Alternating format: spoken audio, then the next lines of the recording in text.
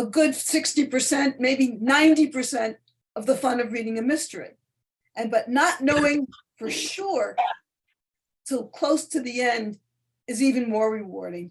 And when I find mysteries that oh my God, that was so easy to solve, it's like a boilerplate, and it's not at all satisfying. But don't you get a satisfaction from the ambience, from the characters?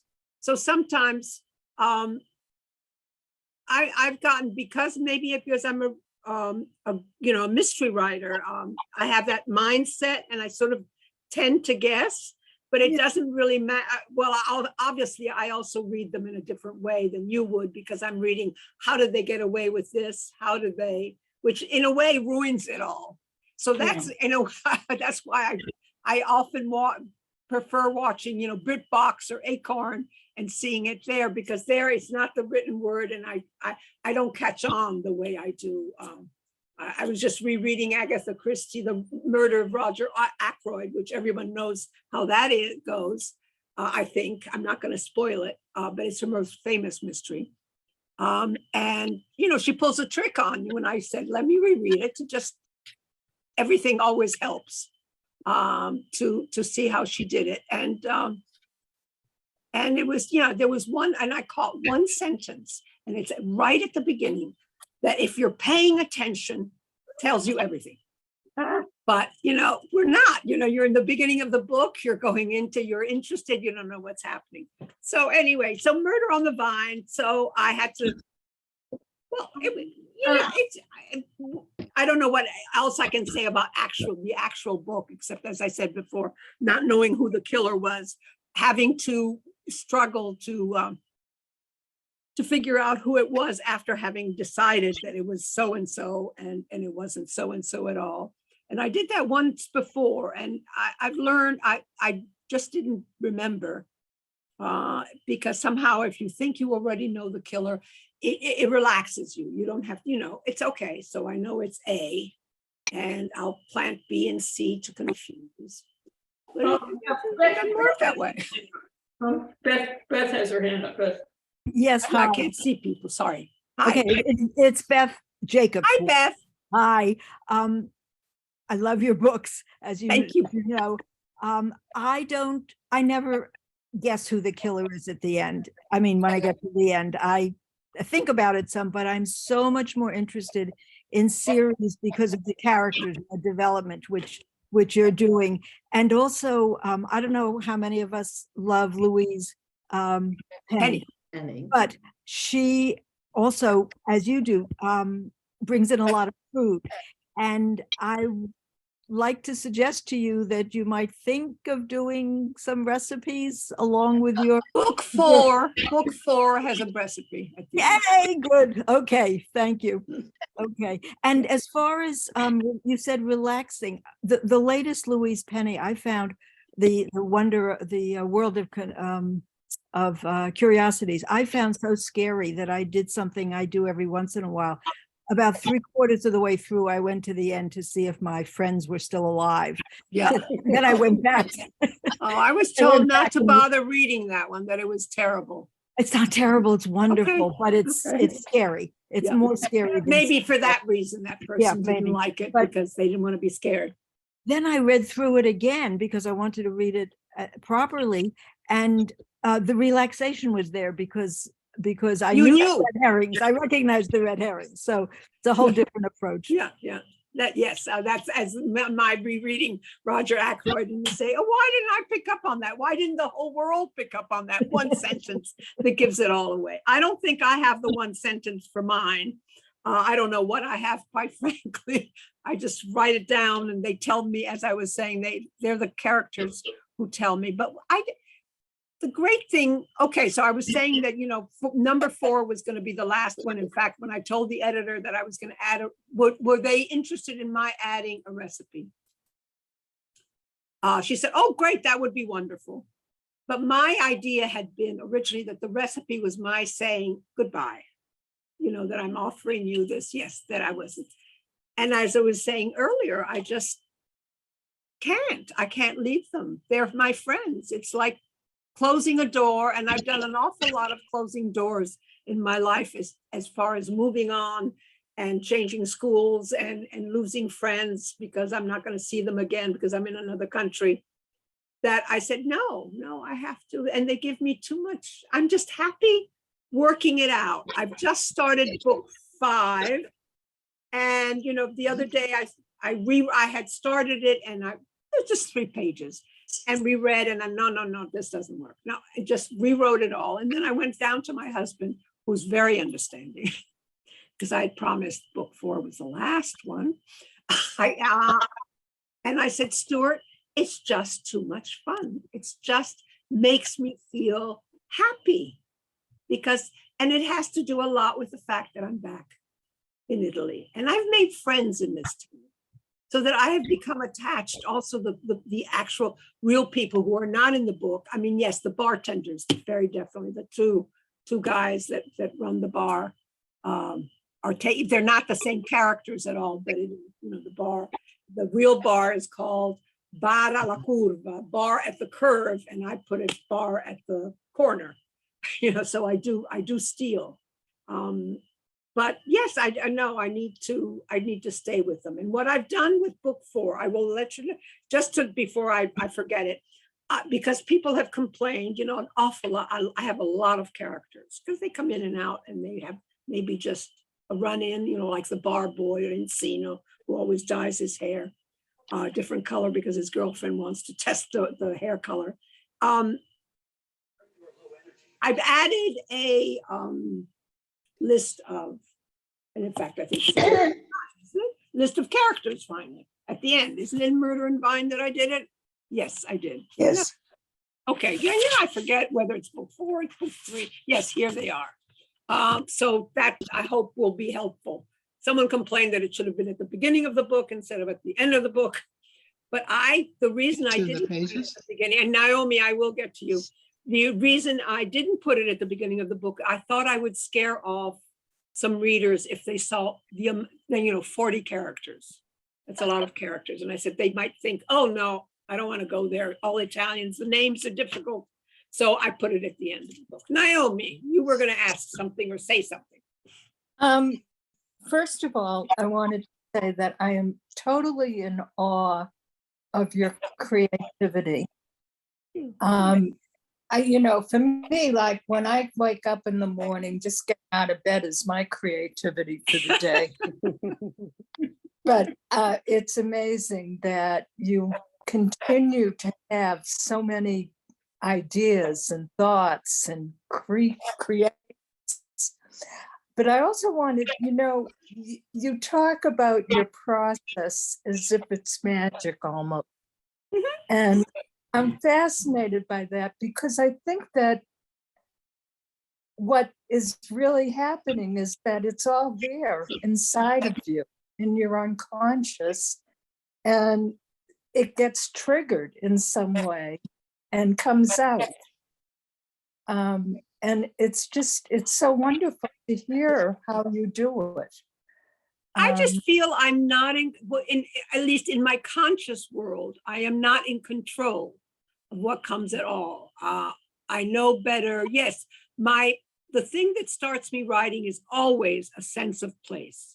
And that has definitely a lot to do with my life and the fact that I have been in many places and so the sense that when I first come to a new place, I have to absorb where I am to start feeling comfortable in that place. So sense of place and that's why I think the Gravina, Panzano somehow spoke to me and I felt so at home there. I knew I could retire there tomorrow. I could leave New York and my husband would divorce me, but I could do that. So now I've gotten lost. It was interesting you saying, about the subconscious. Obviously it's there. This stuff that comes is, I've lived a lot of, I've been to a lot of places, met a lot of people, observed a lot of people. Very necessary for me to observe the people because it was always, new. And then I wanted to immediately infiltrate the new and be part of the new, although I always kept something apart. But my sister the other day, when I told her about the little girl, said, "Isn't that interesting?" She said, "You know, that little girl is you." And because originally the first thought that came to me, in the morning when I got this image of the little girl, she didn't say father, she said mama. And you know, obviously the mother issue is a very big one in my life, especially if you've read Seeking Alice. So the only reason I changed it was because, well, I can't say. There's a specific reason that I didn't want another woman being involved. Because in book 4, there are a lot of women involved in the story. And I wanted to concentrate on a man again, rather than a woman. So I changed it to Babbo. But yes, the fact that, you know, my sister immediately caught on. She said, "Oh, that little girl is you. She wants help." And so I said, okay, whatever she is, I'll listen to her. I don't feel it's me consciously, but, and I just know that Nico would never abandon this little girl. And maybe, you know, if you want to go therapy, it could be that I felt abandoned. And so in a book, I'm not going to have anyone abandon this little girl, by gum. So what else? Any questions? I don't know what to tell you. You don't want a reading. Some of you have read it, I'm sure. What? Linda I has just a, wanted to make one other comment that was triggered.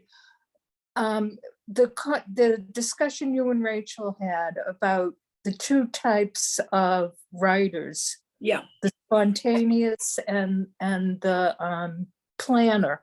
Mhm.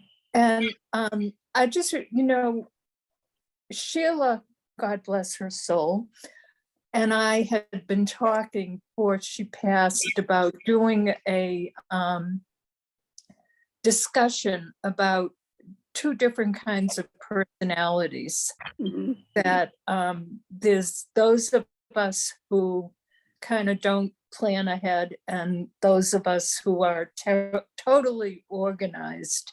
And it just reminded me of that.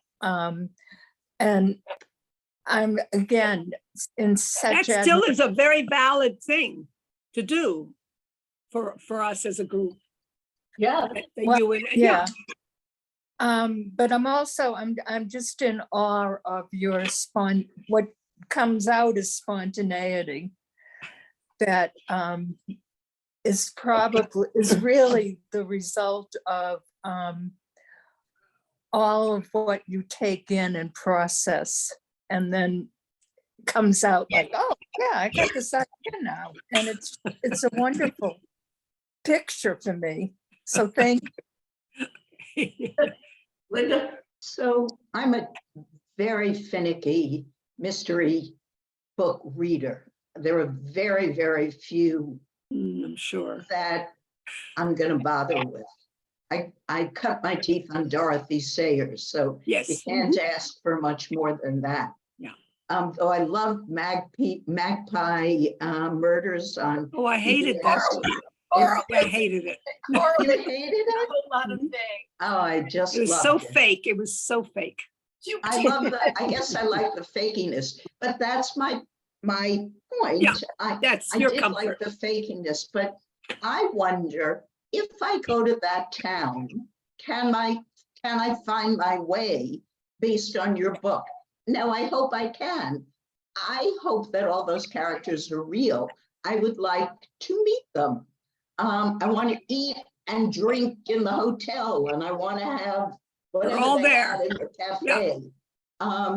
Will I be able to do that if I'm, and it also reminded me, I mean, my tastes do vary, though I obviously with mysteries, not necessarily, but I've been watching White Lotus. How can you not? I can not. I did not. But the last season, the last few Yeah, episodes, Sicily. took place in Italy, and it was just spectacularly gorgeous, and you want The to go. photography to all those was, places. yeah. But I did feel, and they had all the money in the world to create that environment. It's a real environment, but to show it off. Whereas your tools were much simpler than that. And yet, which is, I mean, as a true compliment, I was there. I was just in the middle of the vineyard and, you know, all those places. And so I Thank you. thought that was really quite wonderful. I had two, I wanted there to be a list of characters, and on a Kindle, which I read, you don't flip through, it's too much trouble. So I didn't know it was at the end, and I was really annoyed at you for a while that you didn't have this list of characters. But I finally got Well, to oh it. yeah, you would have to on a Kindle, you have to know ahead of time. But I did. Oh, wait a minute. Whoa, whoa, whoa, whoa. Linda, I caught you, or maybe Kindle cut it out. Let me read you what I wrote. Maybe there was a table of contents, I'm not No, sure. I no. never read. A note. Many people live in my Tuscan series. Some, like Nico, Pirillo, and Daniele, are the backbone of the mysteries. Some, like Tilde, Nelly, and Stella, are vital to those three, but they also exist on their own. They are part of the world I have stepped into. They live in Gravigna, Greve, or other villages. They belong. So do the people who step in and out of the stories. Some appear unbidden, wanting their moment. I let them in so that I can be part of the world that is slowly coming alive in my head. I want that world to come alive for you too. I want you to stay with me. And so for this third Tuscan mystery, I have added a list of characters at the back of the book to help. I hope you enjoy the trip. Well, So they didn't have that on the Kindle, I guess.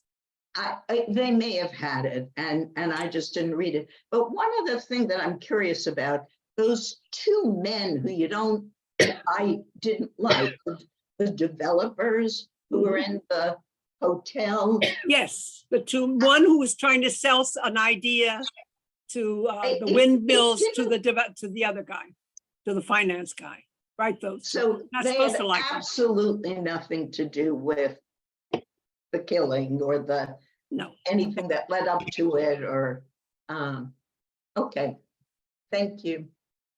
I just wanted to ask a quick question, and that is, I've read 3 of your books and loved them. I haven't read the latest, but I want to know about your daily writing practice. Do you write every day and for a certain number of hours at a certain time, or how does that work? Okay, the only day I don't write is on Tuesdays because I go to ceramics. And I spend 8 hours doing pots, which I love, and it's a wonderful way of I used to go to a studio and to paint, and I always needed that day off that is always linked in some way to something artistic or exciting, something that you develop on your own, right? Either painting or ceramics. And otherwise, yes, I write every day, but as I got older, I used to be a little bit more diligent and had more energy. I used to start around 10:30 in the morning, have lunch, and then continue. So maybe 4. And then I used to watch the Food Network. There was Gaia De Laurentiis who had, showing pasta and everything. And since I love to cook, I would watch that, and it was a wonderful way of relaxing. That was a few years back. Now I noticed that in this last one, the 4th one, I was getting to the computer at 2:00 in the afternoon. And by 5, I was completely done, exhausted. So I let it be. At first I fought it. I got all worried about it. Oh no, I can't do that. Then I said, no, it is the way it is. I'm 80 years old. Come on, guys, leave me alone. Meaning, Camilla, leave yourself alone. So that's my, but I try to go every day unless, something happens. Right now, I've taken a break and have just started rewriting, gone back to rewriting. I'm still not in the rhythm of every day. I'm still, doing stuff. Caroline has her hand. Thank you. I came in late because of a computer glitch. I apologize. So I don't know if you already answered this question, but how did you first come upon Panzano? Oh, okay. Stuart and I Stuart is in love with Tuscany, and we took a tour, and I guess I figured it was 7 years ago, we took, it was a tour. We had 2 weeks where we started in Siena and stayed 3 days in Siena. And then we moved up to small towns that he had found. And he's very good. He's my trip planner. I don't do anything. I just go and translate. And it was your own personal tour. Yeah, and no, he just, whatever, I mean, wherever he wants to go. And I'm just very happy that he does it all because I'm not organized at all. And then we ended up in Pansano, which apparently we had been to before, but I didn't remember, only for dinner one night, because it has, what Pansano has going for it is the restaurants. It has 3 incredible restaurants. So we went there and we spent a week in a hotel. And for some reason, something clicked. I just said, I want to write about this place. But Stuart, if you're amenable, I need to come back and stay a month because I know nothing about small towns. I've always lived in cities. And he was very amenable. And so the following year, we booked a place, which is actually where Nico lives, this small place with the swallows. The swallows do come in, except now they remove the possibility, and I was furious with them. They put up nets, so the swallows can't come in. And I thought that was awful, but that's because the swallows would poo-poo on the balcony. And I said, who cares? I mean, the idea of a swallow while you're eating dinner on a balcony and these 2 swallows come in. At first they looked at me and went, let me get out of here. And then when they saw that we weren't going anywhere, they would come in and they would and then in the spring, they always nest there. But now the head lady, who is, by the way, the vineyard that I talk about all the time, is where we stayed. So, and also I thought at that time, I had just published a mystery with God, I forget even the publisher's name, who I said, oh, they'll publish this. It was a small publisher. They'll definitely publish this. This is the kind of, I had published something called the Breakfast Club Murder. Then we went, we put a down payment on the house for a month, of this apartment for a month, tiny apartment. And after Stuart had sent the money along, I get a letter from the publisher saying, we don't do mysteries anymore. I went, oh, okay, I don't care. I'm going to write it anyway. And so I did, and went for months, got the lay of the land, and just fell in love with places. I was saying earlier, I could retire there tomorrow. So would you consider, hosting is the wrong word, but if a group of us were to want to come and pay a little visit to your town for a few days? Sure. I just took my sister there. She insisted. I was at first sort of went, oh, why do you want to go? But, Pansano has nothing. I mean, it has beautiful views and good restaurants, but there's no art there. There's no museum. There's no shopping. You want underwear. You can't buy it in Pansano or Mai Gravina. You have to go to Greve. You want a bra, you want a pair of stockings, whatever you want. You got Pansano is shopping poor. It's all wines and food. So so I didn't want my sister to come along. I sort of fought it. She was going to turn 90, and I said, "Oh, come on." And I said, "Why?" She said, "I want to be in the place you've written about. I just want to go." We had a wonderful time, and we did other things. That was she said that was the highlight. Her 4 days in Pansano was the highlight of the trip. So sure, I'm signed up. Okay. Marlene has had her hand up. Yeah, I just have a small question from my foodie aspect of life. How do you pronounce the sandwich that they were eating in Focaccia? No, it's not a the focaccia. It's focaccia. Roman. No, it's the one with an S, La schiacciata. schiacciata? Schiacciata, which is what Romans call focaccia. It's the same thing, Ah, the same exact thing. Of course, the okay, Tuscans will say that theirs is better. okay. Maybe the one that comes out of my oven is better, but Do you make it? yeah. Oh, good for you. I don't During the pandemic, I started working with sourdough. Uh-huh. Great recipe for sourdough focaccia, and it's Okay, easy. there's no sourdough in Italy. Their No. focaccias don't have. Oh, good, Yeah. then I'm going to skip it because I've let my sourdough starter go, it's in the freezer and it'll be okay if I defrost it, but, Okay. Oh, you have to keep it alive like yogurt? Oh, yeah. oh yeah. It's very, it's like having a pet. In fact, I made a mistake in the first book, being Roman and not Tuscan. I had called them focaccia, and then I went to Florence and I realized everybody was calling it schiacciata, and I went, "Oops, I goofed." Okay. I'm sure I've goofed with a lot of other things. Anything else? Terry, Cornelia, what a beautiful name. Oh, I was very much more interested in place than the mystery or the puzzle. Yeah. And I think that's a characteristic a lot of modern mystery stories. They're taking us to places that really interest us. Yeah. And yours, how have you? Well, in fact, It you was such a you small actually place. pointed the finger at what might be considered a weakness of mine, which is I'm far more interested in the people, in the place. The mystery to me is an excuse to get into the lives of these people. And that's, it's, I could tell in that. fact, if I were teaching again, I would, people who want to start writing, I would give them a mystery to write, because you instantly have a problem that you have to solve. And a beginning writer doesn't, has a trouble with that, how to start. And you say, yeah, kill someone just as an exercise. And then you develop the characters around that murder. And that's what interests me. I like the psychology of the people. Then, of course, I added the food because you're in Italy, you're going to have to talk, and also I love cooking. A little less now because I've gotten a little tired of it. But, yes.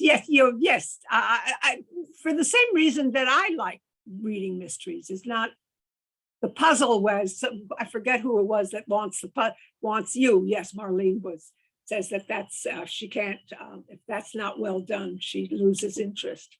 To me, it's, yes, it's part of it, but it's if you do a rich character study of people, then that's fun. Yeah. And bringing them to a different place, something we don't know about. Terry, Yes, I'm delighted that you're going to write another book because I love your books. I was curious, when you're writing and you're thinking about Italy, does your mind go into Italian or do you stay strictly in English? No, it goes into Italian, as my husband who rereads it will say, this sentence sounds a little funny. And I was very glad. I've done it less now, but especially in the first book, I had Perillo. Perillo's English was very weird. They're speaking Italian. The whole point is I had to keep that. So I tried to stay away from American idiomatic expressions and everything. I think now I've gotten a little sloppier about that. But in fact, on the Murder in Chianti, what was very funny is that a reader who enjoyed the book, on Amazon, a review said, oh yes, it was written by someone who doesn't know English very well, but it was a fun book. So I love it because there's a beautiful rhythm to the language. I love reading it, and I love that you include so much Italian. It's wonderful. And in fact, we decided with the publisher, usually, foreign words, they put them in italics. And I said, no, that's what they're speaking. Don't distinguish. It's all part of. I'd like to put in more, but I hesitate to do that. So, anything else? No. Are the books translated into Italian? No, I offered them. I have an Italian publisher, or had, and she said no. She turned it down because it was too much written for people who don't know Italy, who don't know this region, who describes the food. Italians don't need to know what Tuscans eat, or so she said no. She thought at first she thought she could change it, she could get rid of some of it, but then she didn't like who the murderer was. So whatever. So I never sent her the other books. How did you come upon the rather strange murder situation in this last book. I mean, that it was not Oh, the, thing. how, where the body is found, that kind of thing? Well, who did it and why, and the whole situation with that family, with that group. Well, it's very hard for me to say because there are people here who haven't read it and who might read it. So it's hard to describe. I don't know how it came about. For instance, there is the hotel manager. I can talk about the hotel manager, Laura. I don't know where she comes from. That whole family situation that she had. It's a very difficult family situation. Difficult father. And, and a sister that I have no idea. And in fact, I found it interesting that when she first goes to tell the policeman of the Maresciallo Perillo, the situation of having the bartender hasn't shown up. I have a lot of it in her point of view. Yeah. And which I don't necessarily do, especially that early on in the book. I try to stay with the main characters. She just needed to speak. I have no idea, maybe if I went to therapy for a few years, I would figure out where she comes from, but definitely, yeah, because it is complicated. That whole situation isn't like a real thing that happened somewhere that you read in a newspaper somewhere or something and adapted. No, not that I know of. Who knows? Well, but it came. It came, yes, and it came, and the complications, and it gets more complicated. In fact, I have to, let me show off a little. I got a fabulous review from Publishers Weekly saying that it was the best of the lot. And I think because the story is more complicated, that person thought, said it's fun and full of adventure and whatever. Hi, Lucy. You haven't said a word. I am enjoying being silent because you're my usual. Because you're always running the show. Yes, so I'm enjoying it, and of course I enjoy the books, and I agree with whoever said that I'm much more interested in the characters. Yeah. Especially the crazy old man. I find him very poignant. Yeah. Than I am in the mystery. That's all I have to say. I'm so happy. I guess I have a whole, maybe it doesn't come out because Jay said it disappears right away. I have a whole feeling for this bartender and what he holds inside of himself, which I didn't know at the beginning, and then it's revealed as about because of the complicated story with the manager. That's another wonderful thing about writing. You get to know people, and I feel for them. And it's funny. I know it's kind of crazy, but I feel like I'm outside listening to someone who is having a tough time with their life, or having a good time with their life. More interesting for me if they're having a tough time, and that's just me. Because it's just a fascinating process.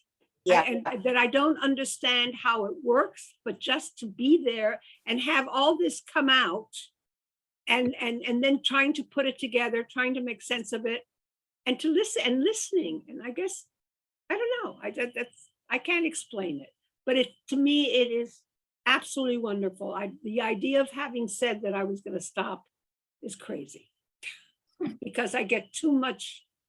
I can't say fun because there's a lot of frustration, a lot of but yes, it keeps me alive. It keeps me going, keeps the brain working. It's not intellectual, but it's intellectual in its own way because the brain is working and putting and listening and putting things together and saying, and then in the morning when I wake up, that, as I was saying before, that time when you wake up, but you're not ready to get out of bed and face life. Things just, percolate. And then very often in the middle of the night, I've woken up, I said, oh no, he would never have said that. There's no way that man would have ever said that. You have to get rid of it. Maybe I was trying to manipulate the person to do something, or it served my plot to have him say that. No. And but it comes, I guess the censor in me works at night. Who knows what, guys, you all write too. Okay, you might not write. Anyone write fiction here? No, but Anne's doing the memoir, which is a bitch, right? Yeah. And in fact, someone had said, why don't you, you have an interesting life, why don't you write a memoir? I said, are you kidding? Who's gonna go there? It's like playing harakiri, letting it all spill out. No, thank you. I'll just write my little fantasies and have stuff come out that way, if there's stuff to come out. Well, the mother book was. That sounds better to me. Yeah. I don't wish anybody writing a memoir. I mean, I wish you lots of luck. Tough. Yes, Very, thank very you. tough. Okay, guys. Anything else? Well, thanks. It's been a really terrific discussion. I'll see if I can get the recording posted. We have a class YouTube channel. No. We have, yes, we do, and we have Barnard College class of 1963, and we have our birthday parties on it. 75th, 80th. How come this is the first time we've ever heard about this? This is great. It's there, and I'm going to attempt to get this video on there. Can't promise anything, I have a kind of limited knowledge of all of them, but I managed the others, so. Well, thank you, Joan. We are very indebted to you and all your hard work. I'm happy to do it because these are great discussions. And I'm sorry I didn't do the chat last week, but unfortunately something, you had it on Tuesdays. And Tuesdays, I can't give up my ceramics for anything. Joan, We'll have more, and I want to, yes. Joan, say that. Camilla, Joan, you say that just did YouTube something. again. Because I just wait, looked and I didn't see it. What was that? The YouTube about I'll just send our out- class. I'll send out to the list of people here, Yes. and the other list, the exact. Why titles. don't we send it out to the whole class? Yeah, we'll get it out. You just One thing There at a already. time. one thing at a time. So, There already. but go to YouTube and search for Barnard College class of 1963. You'll probably find it. And you can try my name on it too, because it's attached. And Lucy, do you want to say something about our next book? Yeah, we're gonna have our next BBBBB, and Frankie can't get over those 5 Bs, which are Barnard Book Bunch. Oh, I forgot. Brown bag bunch. Brown bag book bunch. Thank you. Book Bunch. That was thanks to Elizabeth Ewing. The book is February 8th. We're going to be discussing Mercury Pictures Presents by Anthony Maurer, whom I love. I'm going to reread the book. So if you're interested, Fabulous writer. Yes, and it's It's a fabulous book. And it's involves Italy too. right. Could you say the name once more? Mercury Pictures Presents. So just let me know, or our class email, no, you'll have my email from the Zoom link. And if you want to be on the list, then we'll get you the Zoom. Okay. And Yes, thank you, Camilla. I love the book. thank you. Thank you. And I'm Thank gonna you for go setting on- this up. Very much. I'm gonna give it stars on Amazon. Ciao, ciao. It was wonderful. Thank I you so I much. just want to put in a plug for Did- reunion. Jackie. Yeah, the book was great and this was fun. Yeah. Plug for reunion, and just think we can all have a huge group hug when we're there. Ooh, yes. Yeah. June 1st to 3rd, we're hearing more about it. Okay. Okay. Ciao. Ciao, everyone. Thank you for coming in. Ciao. Thank Thank you. you.